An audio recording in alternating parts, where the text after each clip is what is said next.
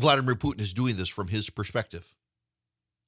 Vladimir Putin experienced the failures of Moscow while he was a KGB agent in East Germany at the fall of the Berlin Wall, and he has a historic belief in Kiev's ties into the Russian sphere of influence. In fact, listen to this through an interpreter, Vladimir Putin yesterday explaining his rationale.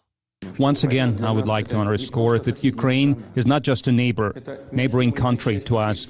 It is an inherent part of our own history, culture, spiritual space.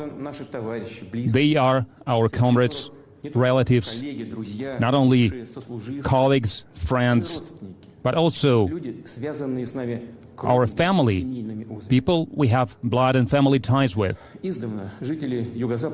Since ancient times, people from ancient southwestern Russian lands were calling themselves Russians and Orthodox.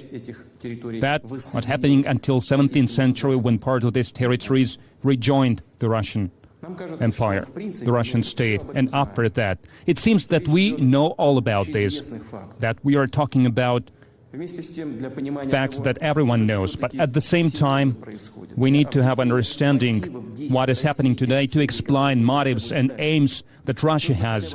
We need to say a couple of words about the history of this matter. I would like to start by saying that the modern Ukraine was completely created by Russia.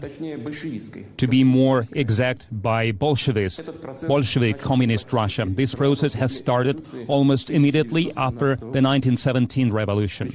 And Lenin and his supporters did it in a rough way. If we talk about Russia, they were alienating parts of historical territories of Russia. That's Vladimir Putin's view. Exactly what I explained to you, that he views Ukraine as a natural part of an extended Russia. It is where the Russian people came from.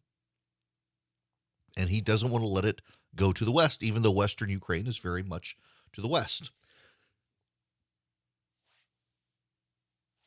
There's a larger issue here, though. Why now? If you want to have some fun on Twitter today, you can point out that Vladimir Putin invaded Crimea under Barack Obama, and now the rest of Ukraine under Joe Biden, and did nothing while Donald Trump was president. It's true. And my gosh, you will see heads explode in absolute rage, spittle-fueled rage, because I've done it. I pointed that out. Now, to be fair, Donald Trump signaled his own weakness in Syria, where we were encountering Russian, quote-unquote, mercenaries. It was Russian military forces, outnumbered American forces battling the Russians in Syria as a proxy war, and we beat them every time. Vastly outnumbered Americans beating the Russians. And Donald Trump pulled us out of Syria, said we had no business being there, and it signaled weakness to Moscow. It signaled we are not committed to the global stage, and Moscow will not be silent. Moscow will fill the void. Donald Trump should not have done that. And many of you, I think, were like, well, we have no business being in Syria. Let's get out. And sometimes we have a hard time looking at the immediate impact and who we're fighting versus the bigger picture. And these are bigger picture issues. I assure you that Vladimir Putin looks at the bigger picture here, not just the immediate nature of things. And we have to get back into that habit. We used to, as a people, we looked at the big picture, the landscape, and the historicity of a matter. We didn't look at just the here and now and where. We're playing a different game from Moscow. And Donald Trump should not have gotten us out of Syria. But a lot of people on the left say, well, look at what Donald Trump was doing. He was destabilizing NATO, and that had a lot to do. NATO's still there. Yeah, he wanted them to step up and pay more for it, but you're making a mountain out of a molehill, where really that was a 4-year saber rattling exercise that got us a little more money. We weren't getting rid of NATO. We're not going to get rid of NATO. In fact, NATO probably becomes more important now because of that. Afghanistan, however, all those liberals saying, well, Afghanistan is where empires go to collapse. Well, you just can't beat the Taliban. Well, that signaled a lot to Vladimir Putin.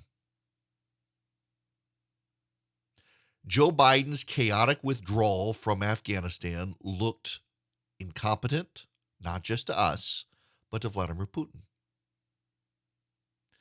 Barack Obama going around the world on a world apology tour for American sins, refusing to help the Iranian dissidents,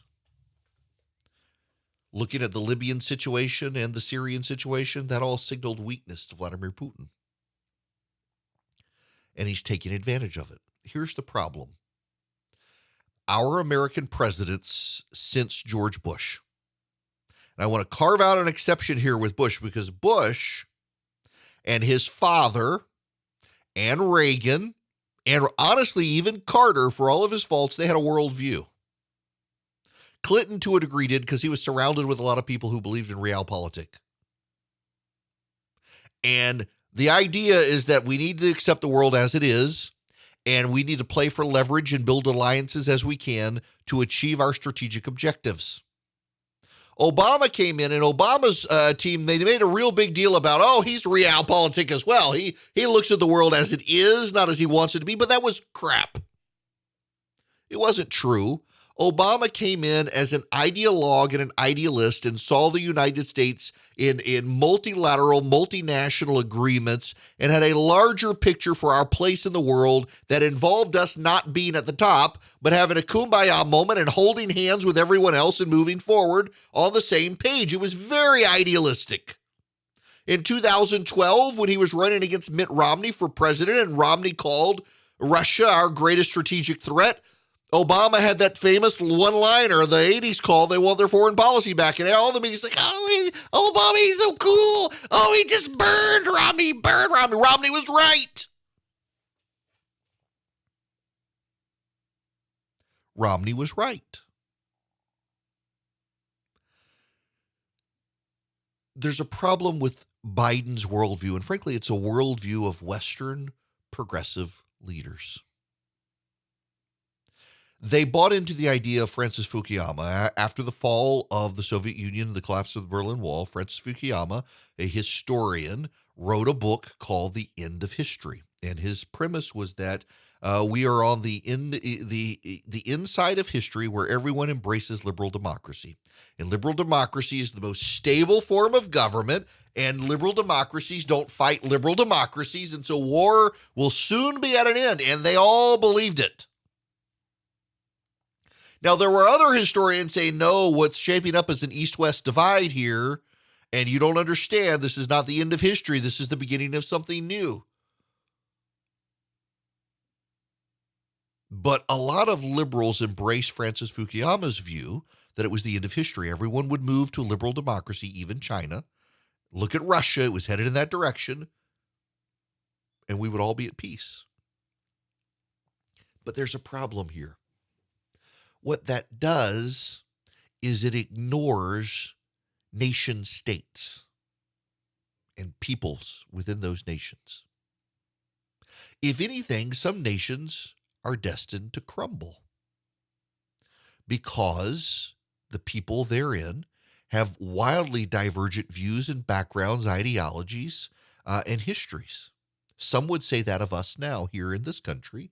And failure and breakup is a choice here in this country. We've all been committed to the American dream, but we have some in this country now who are deeply committed to an American experience and an American ideal that has never existed in this country, and they want us to believe that it's bad, that this country's bad. Those people need to sit down and shut up right now. We're dealing with bigger issues than their egos. We're dealing with major nuclear powers who want to assert themselves as leaders of the world. The Chinese are very quiet right now. They're watching to see how we respond to Russia. The Russians want to reassert a sphere of influence, and they see Western leaders who have been perfectly happy to turn a blind eye, let the good times roll, and allow Putin to respond. Jonathan Last over the Bulwark. He highlights this. This is a tweet from Carl Bildt. If I compare with his speech in March 2014 when he annexed Crimea, this was far more rambling, all over the place, and unhinged, and also more dangerous. Now he questions the very existence of Ukraine as a nation. It's a man with immense power who's lost contact with reality. This is Jonathan Last. Carl Bildt was once the prime minister of Sweden, the head of a sovereign state, and he is a fool because Vladimir Putin is firmly in touch with reality. It is men and women like Bildt who believe that the international order is secured by pen and ink, who have been living in a fantasy land. They have spent a generation inviting catastrophe into their sitting rooms. They watched Putin jail and destroy Mikhail Khodorkovsky, the richest man in Russia. They watched Putin assassinate dissidents on the ground in NATO countries. They watched Putin's army commit war crimes in Chechnya. They watched his 2007 Munich speech in which he literally said out loud that he wanted to roll back the westernization of Eastern Europe and restore Russia's dominance. They watched the invasions of Georgia and now Ukraine. In response, these same men and women decommissioned nuclear power plants in Europe and built gas pipelines to Russia so they could have good feelings about environmentalism while also pocketing economic windfalls. They crossed their fingers and closed their eyes. You tell me who lost contact with reality. And it's not just the lotus-eating Europeans. George W. Bush and Barack Obama both got rolled by Putin. Donald Trump was practically Putin's gopher, he says. Our presidents were not alone. Much of Conservatism, Inc. has become functionally pro-Russia, and much of the American foreign policy establishment decided that it could live in whatever reality it preferred. Their single accomplishment was killing America's two-war doctrine. Here's a typical news report from 2010. Defense Secretary Robert Gates' efforts to focus the Defense Department on the wars at hand, not the ones being waged in the minds of futurists fixated on Russia or China, is the guiding principle behind the new strategic document that sets the Pentagon's priorities for the next several years. Those silly futurists fixated on prospective threats of China or Russia. Here's Paul Miller with a representative attack on two-war doctrine 2 years later. Since World War II, U.S. military planners have argued we need to fight two major theater wars at the same time. The two-war doctrine has become something like Holy Writ or an idea fixe. The idea was somewhat well-founded during the Cold War when we plausibly could have faced simultaneous crises in, for example, Germany and Korea or Germany and Cuba. However, holding on to this idea for the last 20 years has looked increasingly disconnected from reality. Obama's new strategy goes through contortions to claim that we will, sort of, maybe, continue to be almost able to fight and nearly win two wars at the same time, but it fails like every defense strategy has for 2 decades to explain why this formula is worth defending. And so the two-war doctrine was tossed aside in favor of a one-plus doctrine. The goal of the two-war doctrine was to prevent America from having to fight any major wars. Because when you have the ability to fight 2 conventional ground wars, you deter all of your enemies.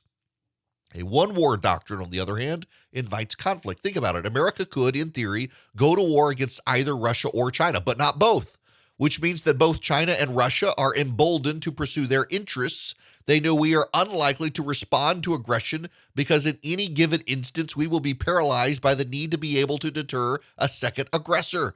The two-war doctrine was a victim of its own success. It was so effective at deterring large-scale aggression, Americans became convinced it wasn't needed, that we could pocket the savings and get the same level of security through norms and agreements and economic interdependence. Here's the thing everybody except Vladimir Putin and Xi Jinping seem to have forgotten. Reality is a tank, not a memorandum, not a summit, not a promise. Putin and Xi realize the West has gone soft, internally and externally. We've lost focus, and now they're headed towards an alliance. And if they head towards that alliance, it makes it even harder for us to respond on the global stage. And you're thinking, good, it's okay. Let them have it.